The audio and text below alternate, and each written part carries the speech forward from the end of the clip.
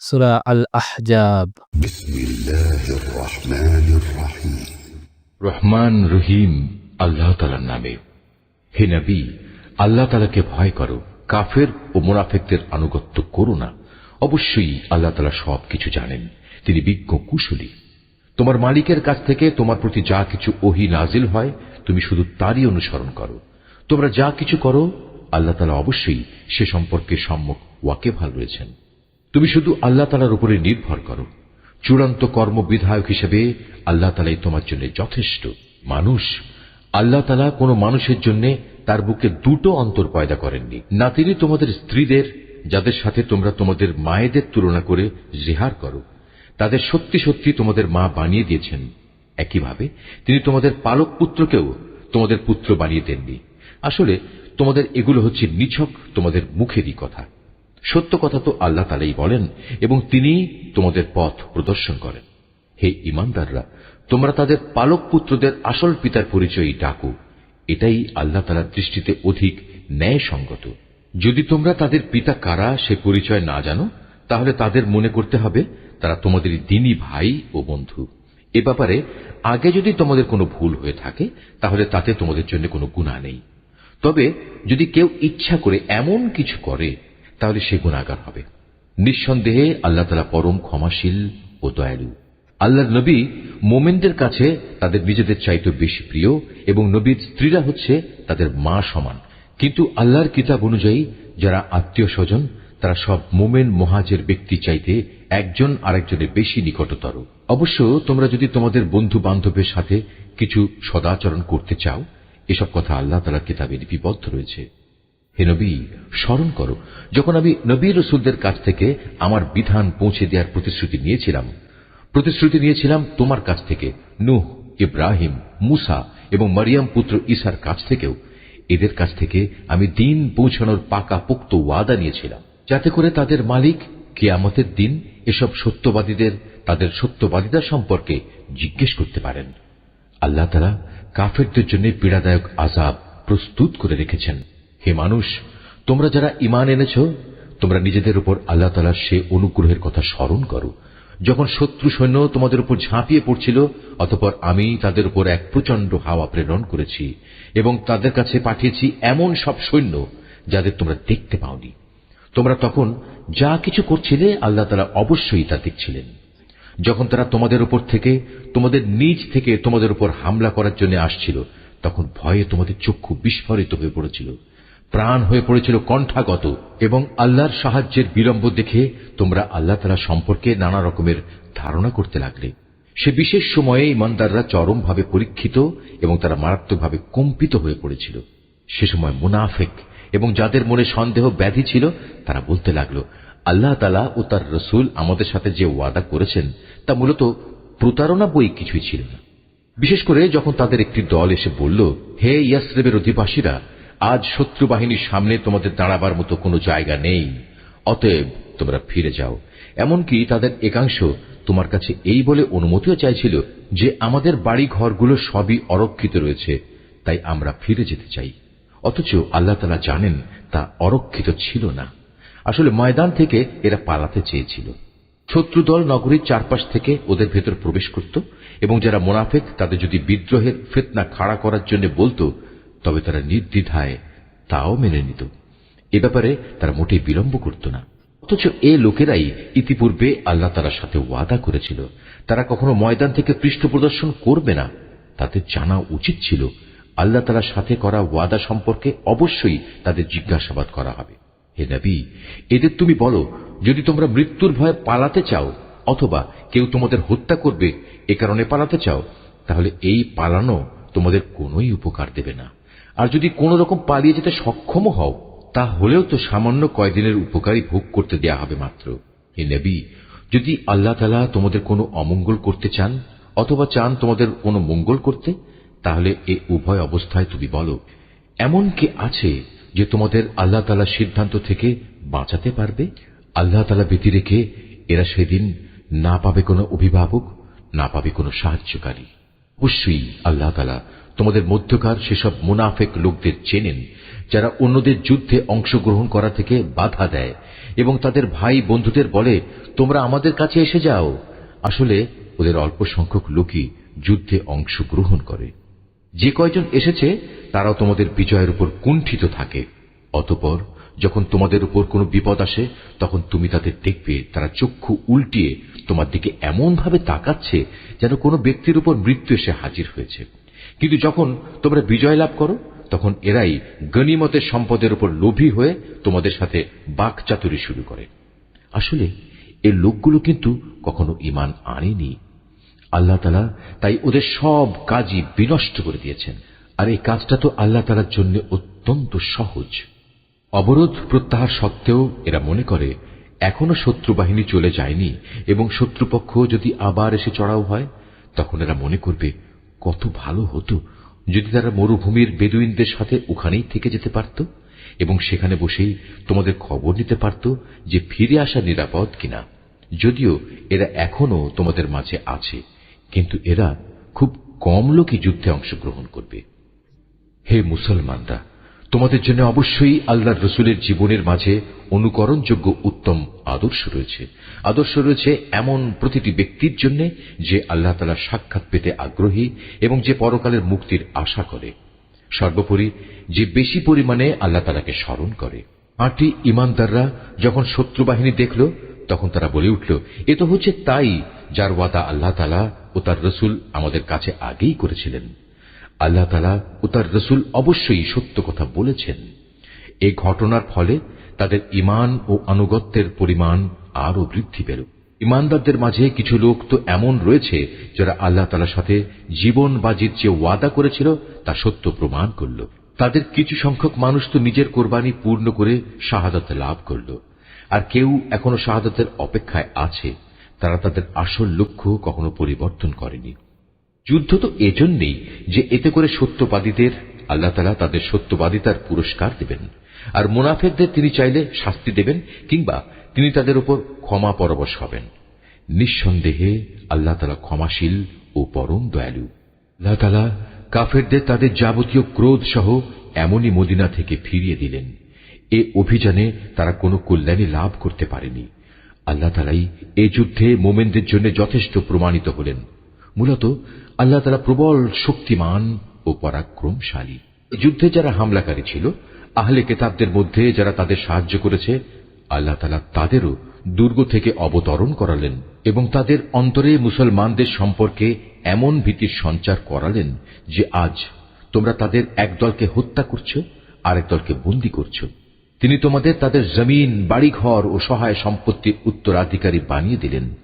আল্লাহ তাআলা এর ফলে তোমাদের এমন সব ভূখণ্ডের অধিকারী বানিয়ে দিলেন যেখানে তোমরা এখনো কোনো সামরিক অভিযান পরিচালনাই করনি। সত্যি আল্লাহ তাআলা সর্ববিষয়ের উপর একক ক্ষমতাবান। নবী, তুমি তোমার স্ত্রীদের বলো, তোমরা যদি পার্থিব জীবন ও তার ভোগ বিলাস কামনা করো, তাহলে এসো, আমি তোমাদের তার কিছু অংশ দিয়ে দেই এবং সৌজন্যের সাথে তোমাদের বিদায় করে দেই। আর যদি তোমরা আল্লাহ তাআলা, তার রসুল ও পরকাল কামনা করো, তাহলে জেনে রেখো, তোমাদের মধ্যে যারা সৎ কর্মশীল, আল্লাহ তাআলা তাদের জন্য মহা পুরস্কার প্রস্তুত করে রেখেছেন। হে নবী পত্নীরা, তোমাদের মধ্যে যারা খোলাখুলি কোনো অশ্লীল কাজ করবে, তাহলে তার শাস্তি দ্বিগুণ করে দেয়া হবে। আর এই কাজ আল্লাহ তাআলার জন্য অত্যন্ত সহজ। তোমাদের মধ্যে যারা আল্লাহ তাআলা ও তার রসুলের আনুগত্য করবে, এর সাথে সে নেক কাজও করবে, আমি তাকে দুবার তার কাজের পুরস্কার দান করব। আমি পরকালে তার জন্য সম্মানজনক রিজিক প্রস্তুত করে রেখেছি। হে নবী পত্নীরা, তোমরা অন্য নারীদের মতো সাধারণ নারী নও। যদি তোমরা সত্যিই আল্লাহ তাআলাকে ভয় করো, তাহলে অন্য পুরুষদের সাথে কথা বলার সময় কোমলতা অবলম্বন করো না। যদি এমন করো, তাহলে যার অন্তরে কোনো ব্যাধি আছে সে তোমার ব্যাপারে প্রলুব্ধ হয়ে পড়বে। তবে তোমরা সর্বদাই নিয়ম মাফিক কথাবার্তা বলবে। তোমরা ঘরে অবস্থান করবে। পূর্বেকার জাহেলিয়াতের জামানার মতো নিজেদের প্রদর্শনী করে বেড়াবে না। তোমরা নামাজ কায়েম করবে, যাকাত আদায় করবে, আল্লাহ তাআলা ও তার রসুলের আনুগত্য করবে। হে নবী পরিবার, আল্লাহ তাআলা মূলত এসব কিছুর মাধ্যমে তোমাদের মাঝ থেকে সব ধরনের অপবিত্রতা দূর করে তোমাদের পাক সাফ করে দিতে চান। তোমাদের ঘরে আল্লাহ তাআলার কিতাবের আয়াত ও তার জ্ঞান তত্ত্বের যেসব কথা তেলাওয়াত করা হয় তা স্মরণ রেখো। নিঃসন্দেহে আল্লাহ তাআলা সূক্ষ্মদর্শী এবং তিনি সম্যক অবগত। মুসলমান পুরুষ, মুসলমান নারী, মোমেন পুরুষ, মোমেন নারী, ফরমাবরদার পুরুষ, ফরমাবরদার নারী, সত্যবাদী পুরুষ, সত্যবাদী নারী, ধৈর্যশীল পুরুষ, ধৈর্যশীল নারী, বিনীত পুরুষ, বিনীত নারী, দানশীল পুরুষ, দানশীল নারী, রোজাদার পুরুষ, রোজাদার নারী, যৌন অঙ্গসমূহের হেফাজতকারী পুরুষ, এ অঙ্গসমূহের হেফাজতকারী নারী, সর্বোপরি আল্লাহ তাআলাকে অধিক পরিমাণে স্মরণকারী পুরুষ, স্মরণকারী নারী। নিঃসন্দেহে এদের জন্য আল্লাহ তাআলা ক্ষমা ও মহাপুরস্কার ঠিক করে রেখেছেন। যখন আল্লাহ তাআলা ও তার রাসূল কোনো ব্যাপারে কোনো সিদ্ধান্ত ঘোষণা করেন, তখন কোনো মোমেন পুরুষ ও কোনো মোমেন নারীর এ অধিকার নেই যে তারা সে ব্যাপারে নিজেদের কোন রকম এখতিয়ার খাটাবে। মূলত যে কেউই আল্লাহ তাআলা ও তার রাসূলের নাফরমানি করবে, সে নিঃসন্দেহে সুস্পষ্ট গোমরাহিতে নিমজ্জিত হয়ে যাবে। হে নবী, তুমি স্মরণ করো যখন তুমি সে ব্যক্তিকে লক্ষ্য করে বলেছিলে, যার উপর আল্লাহ তাআলা বিরাট অনুগ্রহ করেছেন এবং তুমিও নিজের পুত্র বানিয়ে যার উপর অনুগ্রহ করেছ, তুমি তাকে বলেছিলে, তুমি তোমার স্ত্রীকে বিয়ের বন্ধনে রেখে দাও এবং আল্লাহ তাআলাকে ভয় করো। কিন্তু এ পর্যায়ে তোমার মনের ভেতরে যে কথা তুমি লুকিয়ে রেখেছিলে, আল্লাহ তাআলা পরে তা প্রকাশ করে দিলেন।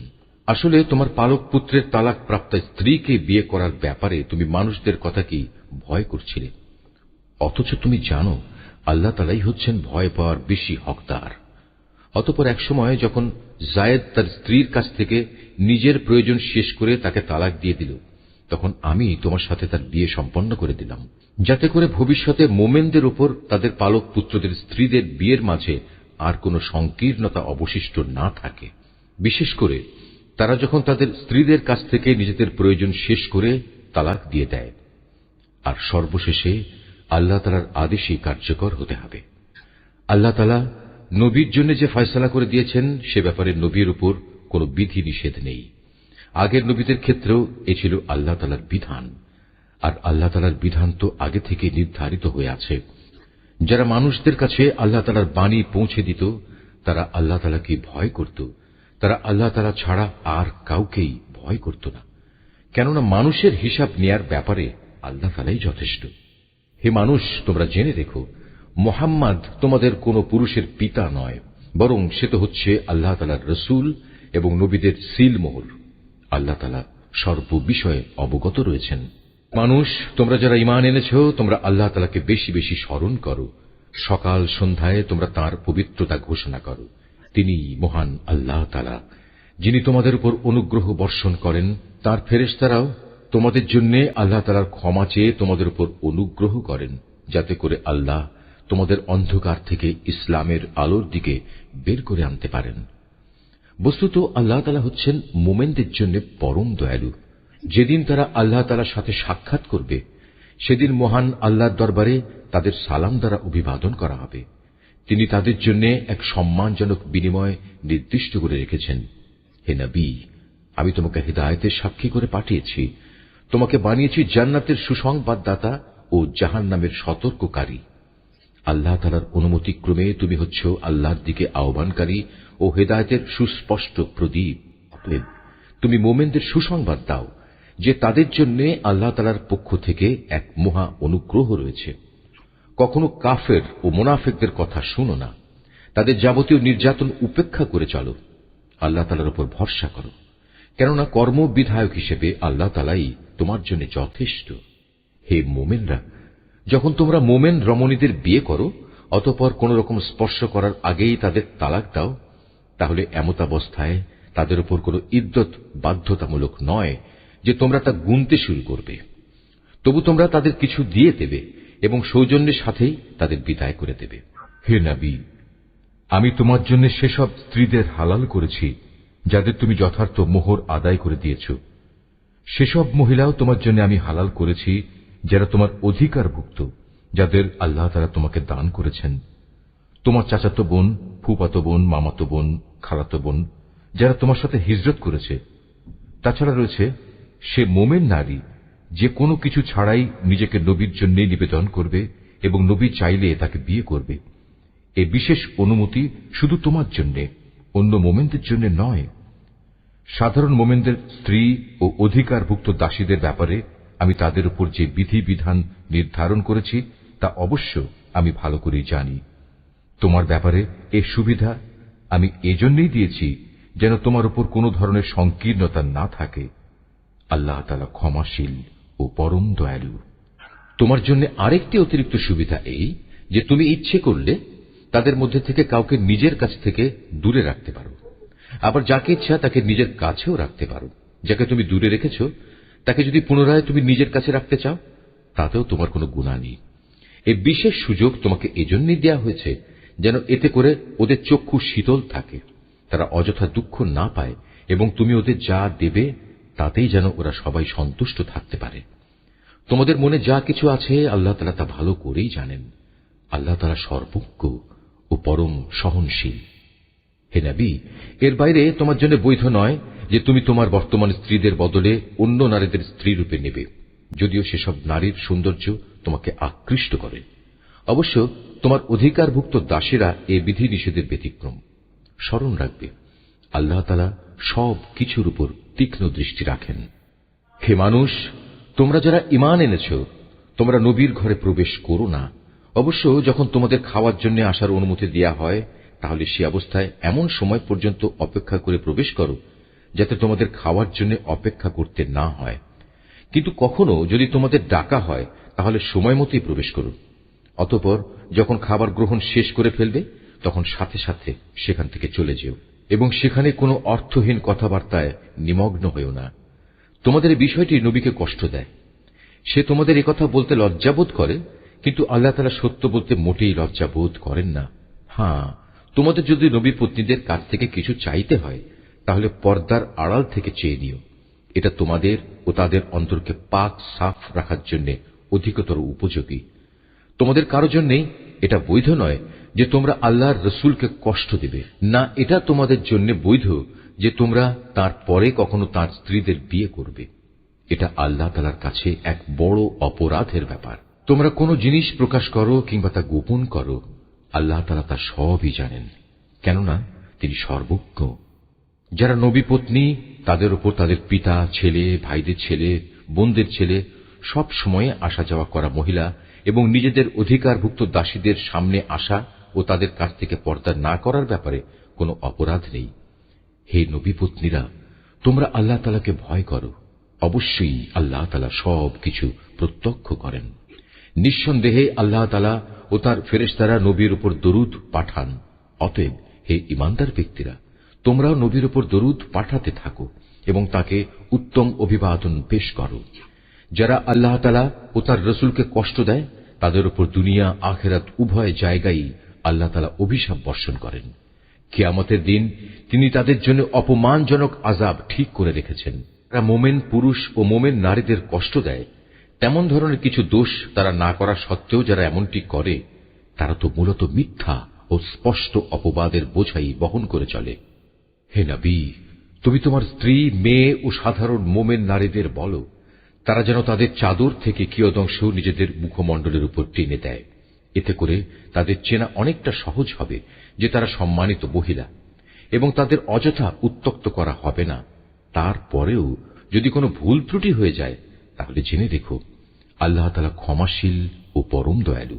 মুনাফিক দল, তাদের সাথে যাদের অন্তরে কুফরির ব্যাধি রয়েছে ও যারা নগরে বন্দরে তোমার বিরুদ্ধে গুজব রটনা করে বেড়ায়, তারা যদি তাদের নোংরা কার্যকলাপ থেকে বিরত না হয় তাহলে হে নবী, আমি নিশ্চয়ই তোমাকে তাদের উপর প্রবল করে বসিয়ে দেব। অতঃপর এরা সেখানে তোমার প্রতিবেশী হিসেবে সামান্য সংখ্যক ব্যক্তি থাকতে পারবে। পরেও এখানে যারা থেকে যাবে তারা থাকবে অভিশপ্ত হয়ে। অতঃপর তাদের যেখানেই পাওয়া যাবে পাকড়াও করা হবে এবং বিশ্বাসঘাতকতার জন্য তাদের মৃত্যুদণ্ডে দণ্ডিত করা হবে। তোমার আগে বিদ্রোহী হিসেবে যারা অতিবাহিত হয়ে গেছে তাদের ব্যাপারেও এ ছিল আল্লাহ তাআলার নীতি। আল্লাহ তাআলার এই নিয়মে তুমি কখনো কোনো ব্যতিক্রম দেখবে না। মানুষ তোমাকে কিয়ামত সম্পর্কে জিজ্ঞেস করবে, তুমি তাদের বলো তার জ্ঞান তো একমাত্র আল্লাহ তাআলার কাছেই রয়েছে।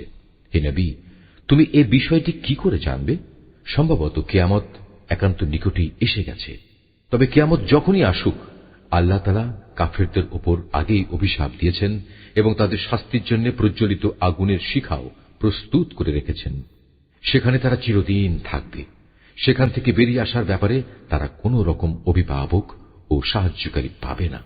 সেদিন তাদের চেহারাসমূহ ওলট পালট করে প্রজ্বলিত আগুনে রাখা হবে। সেদিন তারা আফসোস করে বলবে, হায়, কত ভালো হতো যদি আমরা আল্লাহ তাআলা ও রাসূলের আনুগত্য করে আসতাম। সেদিন আরো বলবে, হে আমাদের মালিক, দুনিয়ার জীবনে আমরা আমাদের নেতা ও বড়দের কথাই মেনে চলেছি, তারাই আমাদের তোমার পথ থেকে গোমরাহ করেছে। হে আমাদের মালিক, ওদের তুমি আজ দ্বিগুণ পরিমাণ শাস্তি দাও এবং তাদের উপর বড় রকমের অভিশাপ পাঠাও। হে ঈমানদার ব্যক্তিরা, তোমরা তাদের মতো হয়ো না যারা অর্থহীন অপবাদ দিয়ে মূসাকে কষ্ট দিয়েছে। আল্লাহ তাআলা তাকে সেসব কিছু থেকে নির্দোষ প্রমাণিত করলেন যা তারা তার বিরুদ্ধে রটনা করেছে। সে ছিল আল্লাহ তাআলার দৃষ্টিতে বড় মর্যাদাবান ব্যক্তি। হে ঈমানদার ব্যক্তিরা, তোমরা আল্লাহ তাআলাকে ভয় করো এবং সর্বদা সত্য কথা বলো, তাহলে তিনি তোমাদের জীবনের কর্মকাণ্ড শুধরে দেবেন এবং তোমাদের গুনাহ খাতা মাফ করে দেবেন। যে কোনো ব্যক্তি আল্লাহ তাআলা ও তার রাসূলের আনুগত্য করবে, সে অবশ্যই এক মহা সাফল্য লাভ করবে। অবশ্যই আমি কোরআনের এ আমানত একসময় আসমানসমূহ, পৃথিবী ও পর্বতমালার সামনে পেশ করেছিলাম। তারা সবাই একে বহন করতে অস্বীকৃতি জ্ঞাপন করল। সবাই এতে ভীত হয়ে গেল। অবশেষে মানুষই তা বহন করে নিল। এতে সন্দেহ নেই, সে মানুষ একান্ত জালেম ও এ আমানত বহন করার পরিণাম সম্পর্কে একান্তই অজ্ঞ। আল্লাহ তাআলা মুনাফিক পুরুষ, মুনাফিক নারী, মুশরিক পুরুষ, মুশরিক নারীদের এই আমানতের দায়িত্বে অবহেলার জন্য কঠোর শাস্তি দেবেন এবং মোমেন পুরুষ ও মোমেন নারীদের উপর আমানতের দায়িত্ব পালনে ভুল ত্রুটির জন্য ক্ষমা পরবশ হবেন। নিঃসন্দেহে আল্লাহ তাআলা একান্ত ক্ষমাশীল ও পরম দয়ালু।